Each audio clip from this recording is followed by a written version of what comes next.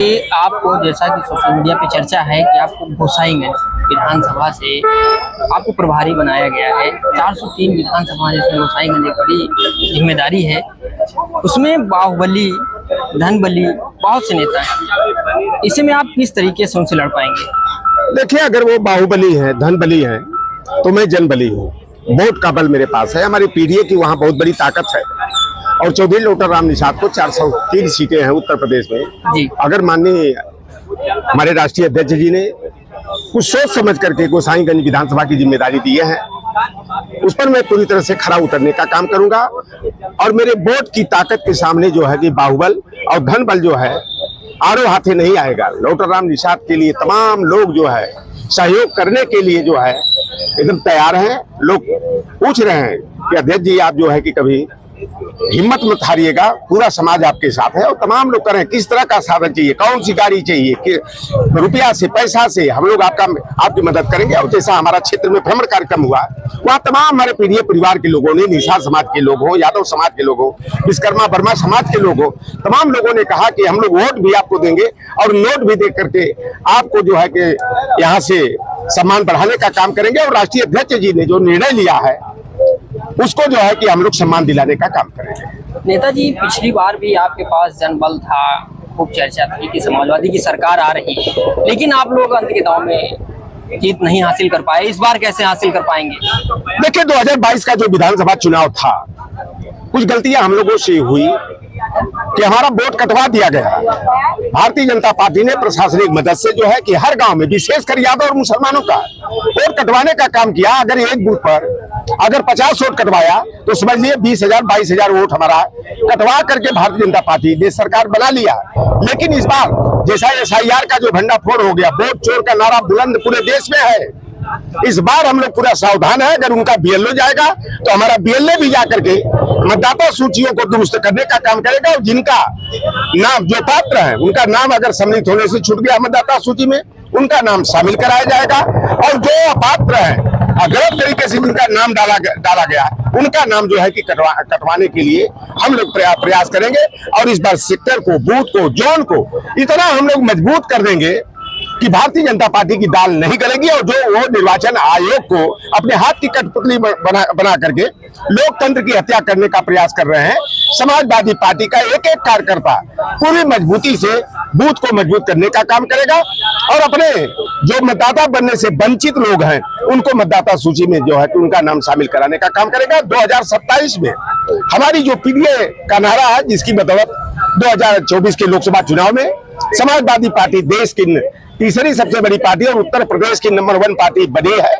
Double engine की सरकार है, सत्ता उनके हाथ में है, ईवीएम उनके हाथ में है, किस तरीके से आप लड़ पाएंगे? देखिए, वो सत्ता का दुरुपयोग करेंगे तो हम लोग भी हस्तक्षेप करेंगे। सत्ता का दुरुपयोग करके प्रशासनिक गुंडाई करा कर, आम चुनाव है, गुंडाई नहीं कर पाएंगे। पिछली बार भी आप पूरी तरह से चुनाव जीत रहे थे, प्रशासनिक अधिकारी यहाँ तक कि अपनी नेम प्लेट बदल दिए थे, फिर भी आप लोग कुछ नहीं कर पाए थे। देखिए, ये था पूरा माहौल था, बता दिया कि हमारे हर बूथ पर पाए थे। इस बार क्या कर पाएंगे? इस बार हम लोग नहीं जाने कि इतना बड़ा जो है कि प्रशासनिक मदद से वोट कटवाने का काम किया जा रहा है। जब जाहिर हो गया, हम लोगों ने उस मुद्दे को आगे बढ़ाया। माननीय अखिलेश यादव जी ने कहा कि मुसलमान और यादवों का वोट कटवाया गया, तो हमें निर्वाचन आयोग की नोटिस मिली हमारी पार्टी को, और हम लोगों ने 18,000 की संख्या में एफिडेविट देने का काम किया गया जिनका नाम कटवाया गया था। लेकिन निर्वाचन आयोग आज तक संज्ञान नहीं लिया, भारतीय जनता पार्टी के दबाव में।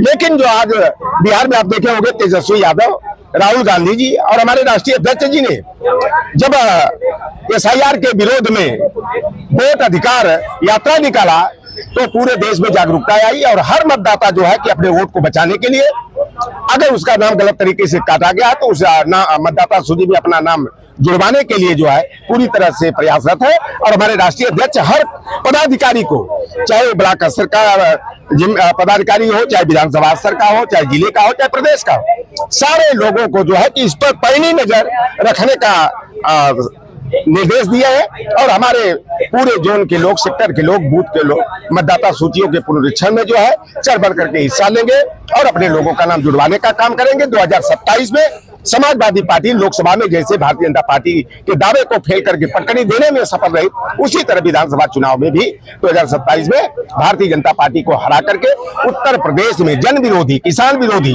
छात्र नौजवान विरोधी, शिक्षा और स्वास्थ्य विरोधी भारतीय जनता पार्टी का खदेड़ा करके अखिलेश यादव जी के नेतृत्व में समाजवादी पार्टी की सरकार बने। नेताजी, प्रशासन पूरी तरह से बेलगाम है, कानून का भय नहीं है उनको, फरियादियों को ही कोहरा बना देते हैं, उनके ऊपर ही कार्रवाई हो जाती है। और अभी आपने देखा आपके राष्ट्रीय अध्यक्ष जी ने जो प्रेस कॉन्फ्रेंस की वो छुट्टा जानवरों को लेकर किया है, जानवर हमला कर देते हैं और जो है घायल हो जाते हैं। किसान पानी लगाने गया था खेत में, उसके ऊपर हमला हो गया। आपके राष्ट्रीय अध्यक्ष जी ने हम अभी जो है प्रेस कॉन्फ्रेंस कर उस पर जो है, देखिए भारतीय जनता पार्टी किसानों की आय दुगनी करने की बात करती थी। ये कितने बेईमान है कि डाई की खाद जो 800 रुपया थी उसको 1440 कर दिया, फिर विरोध हुआ तो 200 कम कर दिया और उसमें से 5 किलो डाई निकाल लिया। यूरिया का कट्टा जो 50 किलो का आता था पहले 5 किलो का था, निकाला, फिर 5 किलो निकाला, 40 किलो का कट्टा कर दिया। आज जो किसान हमारे हैं छुट्टा पशुओं से इतने परेशान हैं कि दिन में खेत की रखवाली उनके घर की महिलाएं किसानों के घर की कर रही हैं, रात में लाठी डंडा लेकर के हमारा किसान कर रहा है। और आज छुट्टे पशु जो है रोडों पर टहल रहे हैं। कहीं कहीं तो हॉस्पिटल में देख रहा हूँ, जो HSC के हॉस्पिटल है, तमाम जो है कि ब्लॉकों के हॉस्पिटल हैं, वहां पर पशुओं ने अपना डेरा जमा लिया, कई कई विद्यालयों पर डेरा जमा लिया।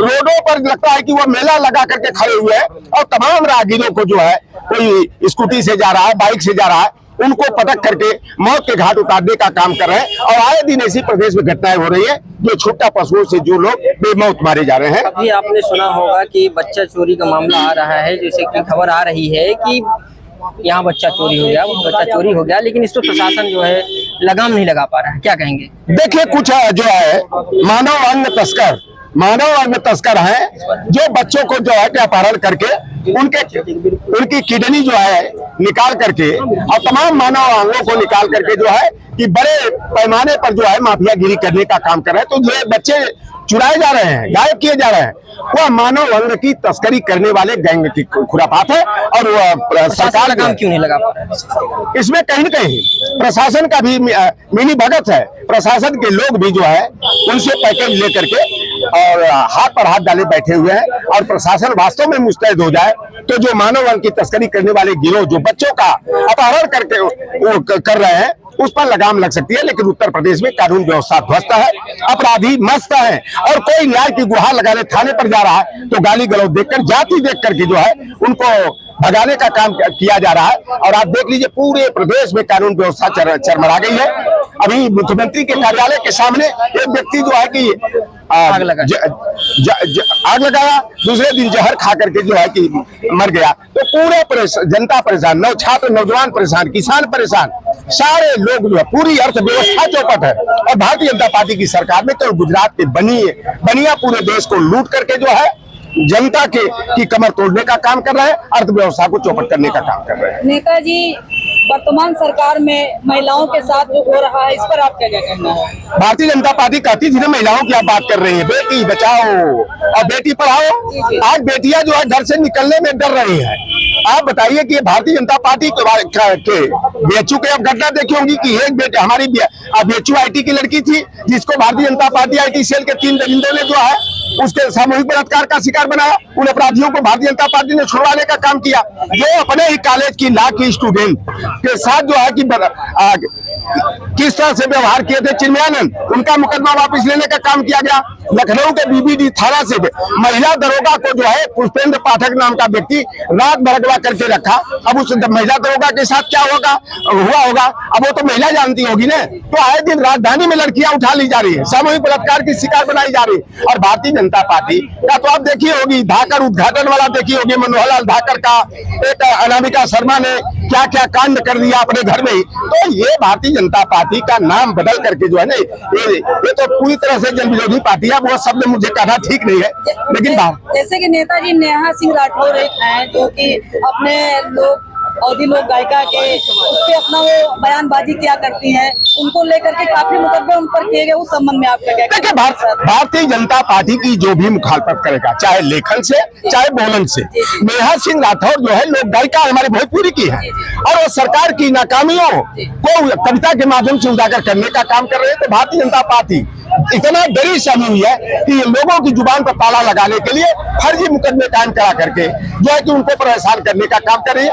और मैं भी आपके सामने हूँ, मैं सरकार की मुखालफत करता हूँ। 73 मुकदमे मेरे ऊपर कायम करा दिए गए, लेकिन हमारे समाजवादी विचारधारा के जो लोग हैं अन्याय के खिलाफ लड़ने से डरते नहीं है। और जो सरकार ये कर रही है लोगों को ढौर दिखा करके, देखिए कभी कहा जाता था कि पत्रकारिता जो है देश की आजादी में बड़ा योगदान दिया, और हम लोगों ने भी बड़े जुनून के साथ पत्रकारिता को शुरू किया कि अमन बेच देंगे, चमन बेच देंगे, गरीबों के तन का कफन बेच देंगे, कलम के सिपाही अगर सो गए तो वतन के सिपाही वतन बेच देंगे।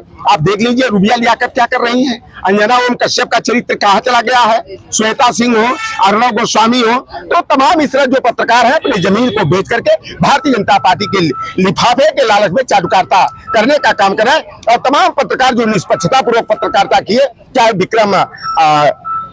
विक्रम जोशी जैसे लोग हो, और तमाम लोगों को रास्ते से हटाने का काम किया गया। आज रवीश कुमार देश छोड़ करके पत्रकारिता करने को मजबूर हुए। विनोद दुआ की कभी तूती बोलती थी, आज विनोद दुआ अपनी जान बचाने के लिए विदेश में अमेरिका में शरण लिए हुए हैं। तो यहाँ पर जो है कि आप निष्पक्ष पत्रकारिता जो कर रहे हैं उनके सामने भारतीय जनता पार्टी तरह तरह के बाधाएं उत्पन्न कर रही है। आपके ऊपर मुकदमा हो जाएगा, ऐसा होता है। लेकिन अगर आपकी सरकार आई, आपने पत्रकारों की बात की, तो पत्रकारों के लिए देखिए हमारे नेताजी पत्रकारों का बड़ा सम्मान करते थे, कहते थे कि लोकतंत्र की रक्षा में पत्रकारों की अहम भूमिका होती है। जो सरकार की नाकामियां हैं, कमियां हैं, उसको जो है कि शासन और प्रशासन के सामने रखते हैं और ये मित्रता सेतु का काम करते हैं। जनता और सरकार में संबंध स्थापन का और समस्याओं के निराकरण में। जब आप शासन प्रशासन की कुर्सी पर बैठा हुआ है, उसके तक जो है कि जो कमियां हैं, कहीं विकास का काम बाधित है, कहीं कुछ समस्याएं हैं, तो पत्रकार की जिम्मेदारी होती है कि उन समस्याओं को शासन प्रशासन के सामने रखना,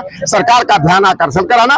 और पहले की सरकार अखबारों में कटिंग बनती थी, कहाँ पर क्या विद्यालय में क्या समस्या है, हॉस्पिटल में क्या समस्या है, पशु चिकित्सालय में क्या समस्या है, सहकारी समितियों पर क्या खामियां हैं, तो वह जब मीडिया में छपती थी कटिंग बना करके जिला सूचना अधिकारी देता था और उन समस्याओं का जो है निराकरण हो जाता था। लेकिन यह सरकार तो केवल जो है झूठी खबरें चलवाने का और झूठे बिना काम के जो है अपना नाम जो है प्रसारित करवाने का काम करते। तो इस सरकार को जो है विकास से नहीं, केवल लूट से मतलब है और पूंजीपतियों से और माफियाओं को जो है कि बढ़ाने का काम किया जा रहा। और हमारी सरकार आएगी तो जो आप बात कर रहे हैं, नेताजी ने पत्रकारों का सम्मान किया, जगह जगह पत्रकार भवन बनाया गया, मीडिया सेंटर बनवाया गया, ये समाजवादी पार्टी के लोगों ने किया।